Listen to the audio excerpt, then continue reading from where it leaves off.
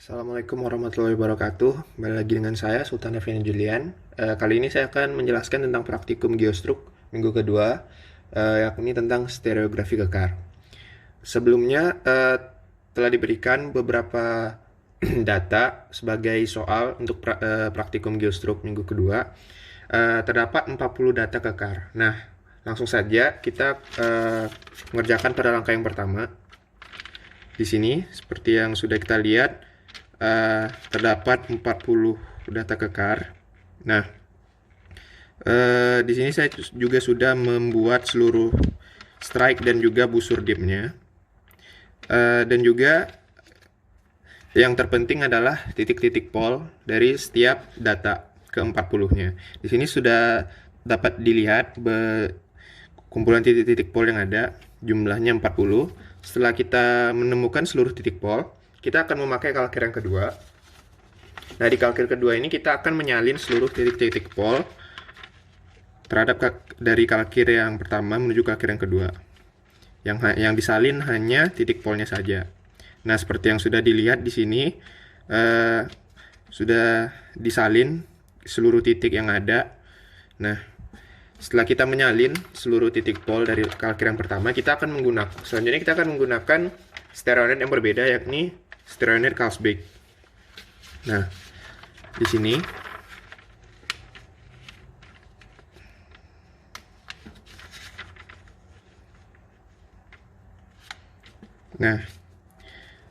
kemudian titik-titik pol yang sudah kita salin tadi akan kita plotting setiap areanya menggunakan Carlsbad net ini.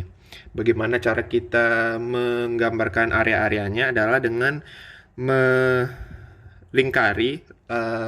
titik-titik pol yang ada dengan bentuk yang berisikan atas 6 segitiga kecil yang ada di Carlsbad net ini. Nah, seperti yang kita lihat, contohnya pada satu titik pol yang berada di atas ini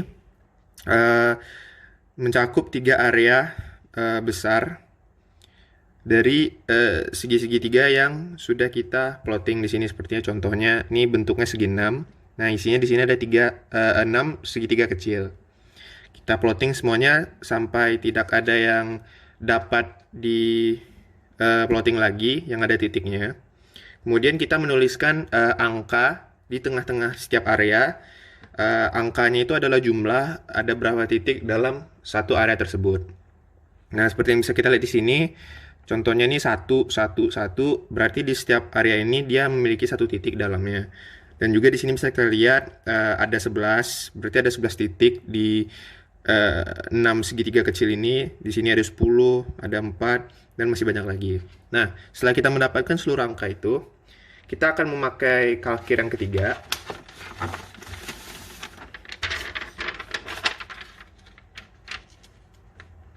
Nah, di kalkir yang ketiga ini, kita akan menyalin seluruh angka yang sudah dituliskan pada area tersebut. Angkanya juga dituliskan tepat pada pusat area yang sudah kita bikin. Nah, setelah kita mendapatkan seluruh angkanya, menyalin seluruh angkanya maksudnya, kita akan membuat suatu peta kontur di mana di peta kontur ini kita akan melingkari angka yang mulai dari yang terbesar hingga yang terkecil. Nah, contohnya seperti di sini di titik 11 dan juga di sini ada 12. Nah, di sini juga 1 dan di sini juga 1. Nah, urutan pelingkarannya itu dari yang paling kecil dari yang paling besar hingga yang paling kecil. Dan setiap lingkaran merepresentasikan satu tingkat angka. Nah, setelah kita mendapatkan semuanya, kita akan memberikan titik pada titik tertinggi dari peta kontur yang ada. Di sini ada 2 kelompok. Nah, di sini titik tertingginya adalah di antara 2 angka 11 di sini, dan yang di sini ada di titik angka 12. Setelah kita mendapatkan titiknya, maka kita akan kembali lagi menggunakan Schmidt net.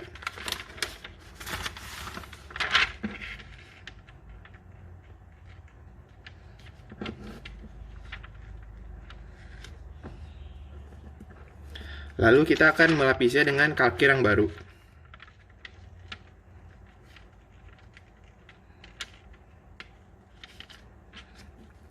Nah, pada kalkir ini kita akan menyalin kedua titik tertinggi tadi yang di antara di titik yang angka 11 dan juga di titik angka 12. Nah, setelah kita menyalinnya, kita bisa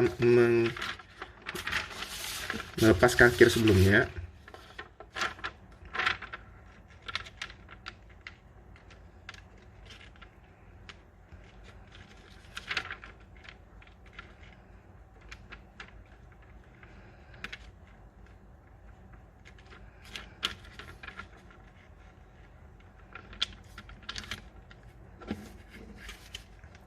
Nah, di sini setelah kita mendapatkan titiknya, di sini saya membuat nama di sini titik yang pertama P1 dan titik yang kedua adalah P2.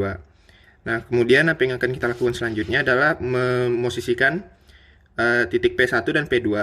Pertama mungkin P1 dulu di garis ekuator yang terdekat, di garis east-west ini.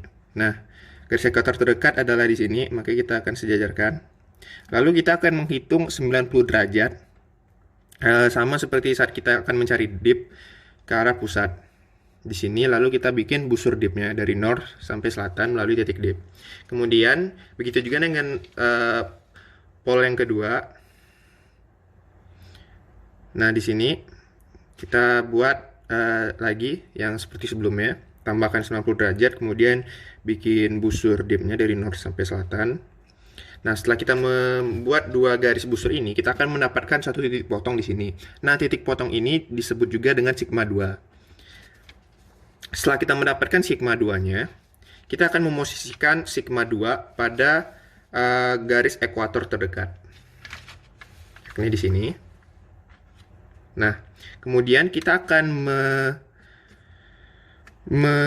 kembali lagi sama seperti yang tadi, kita akan membentuk busur juga. Nah, kita akan menambahkan 90 derajat menuju titik pusat, arah pusat. Kemudian kita busurnya kali ini kita bikin adalah garis putus-putus. Nah, setelah kita bikin di sini, kita akan mendapatkan garis putus-putus seperti ini yang memotong antar dua busur ini. Nah, di mana kita akan menghitung terlebih dahulu berapa besaran derajat antar titik potong di busur yang sini dan juga sampai ke titik potong busur yang di sini. Apabila besaran derajatnya kurang dari 90, maka titik yang akan berada di tengahnya akan menjadi sigma 1. Sedangkan apabila lebih besar dari 90, maka titik yang berada di tengahnya akan menjadi sigma 3. Nah, di sini didapatkan bahwa besaran derajatnya itu adalah kurang dari 90 derajat. Maka dari itu titik tengahnya dari titik potong busur yang satu dan juga busur yang lain ini adalah sigma 1 di sini sebagai titik tengahnya. Setelah kita mendapatkan sigma 1 dan sigma 2, maka kita akan mencari sigma 3-nya. Bagaimana caranya? Adalah kita tinggal menambahkan 90 derajat dari sigma 1 bisa ke atas atau ke bawah. Namun di sini kita akan menghitung 90 ke atas karena lebih bisa ke atas daripada ke bawah. Nah, setelah kita tambahkan 90 derajat, maka kita akan menemukan di sini titiknya adalah sigma 3. Nah, kemudian setelah kita mendapatkan sigma 1, 2, dan 3, kita akan menghitung besaran setiap sigma atau trend dan plunge-nya. Nah, di sini pertama-tama cara yang kita lakukan adalah untuk memosisikan setiap sigma pada garis north sampai south. Kemudian kita menarik garis putus-putus ke atas. Dan besaran derajat antar titik menuju primitive line yang di north akan menjadi besaran plunge-nya. Begitu juga dengan sigma yang lainnya seperti di sini. Ini untuk sigma 1. Kemudian yang terakhir adalah untuk sigma 3. Nah, setelah kita mendapatkan seluruh plunge-nya, kita dapat memosisikan posisi kalkir seperti semula di stereonet. Kemudian kita dapat menghitung besaran derajat dari titik north ke arah east, berapa derajat titik plunge tadi dari north. Nah, besaran derajat itu akan menjadi besaran trennya. Seperti di sini sigma 2, besaran derajatnya itu adalah 23 derajat, maka kita mendapatkan trennya north 23 derajat east. Begitu juga dengan sigma 1 di sini yang bisa kita hitung dari north menuju sigma 1 itu besarannya adalah 153 derajat, maka kita bisa menulisnya di sini trennya north 153 derajat east. Gitu juga dengan sigma 3. Nah, karena ini lebih dekat ke arah kiri, maka kita bisa menghitungnya dari sini north menuju arah west. Nah, di sini besaran derajatnya adalah 74 derajat, maka kita bisa menuliskan notasi north 74 derajat west. Nah, setelah kita mendapatkan semua notasi sigma 1, sigma 2, dan sigma 3 untuk trend dan plunge-nya, kita dapat menentukan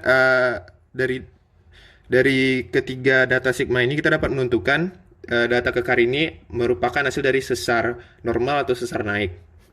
Nah, syaratnya di sini adalah apabila sigma 2 ukurannya besaran derajatnya lebih besar dari sigma 3, maka sesarnya akan menjadi sesar naik. Sedangkan kalau sigma 2-nya lebih kecil dari sigma 3 besaran derajatnya, maka dia akan menjadi sesar normal. Di mana di sini sigma 2-nya lebih kecil dari sigma 3-nya, dan kita dapati bahwa data kekar dari 40 data kekar tersebut, kita mendapati bahwa sesar yang terjadi itu adalah sesar normal. Baik, sekian dari saya. Terima kasih. Apabila ada kesalahan dan kekurangan mohon dimaafkan. Saya akhiri. Wassalamualaikum warahmatullahi wabarakatuh.